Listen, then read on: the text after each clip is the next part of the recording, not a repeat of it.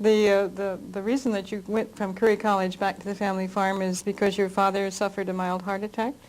Well, actually, that was just sort of the catalyst. I really was introduced to organic agriculture by a student in Dayton, Ohio, while I was there. And part of the thing that began to happen to me was,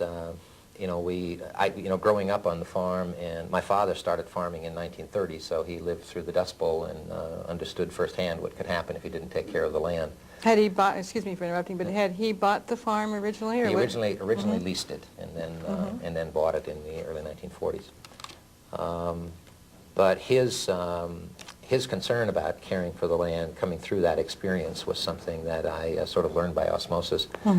And when I learned about organic agriculture, and some of the early indications were that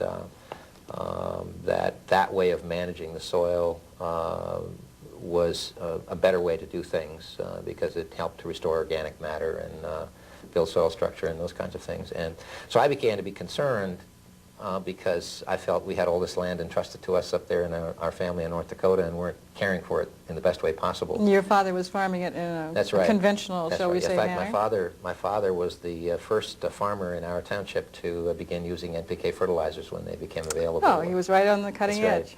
Right, yeah. And I shared with my father some of my new learnings about organic agriculture, and he concurred that from his own observation he was seeing some of the detrimental effects on soil.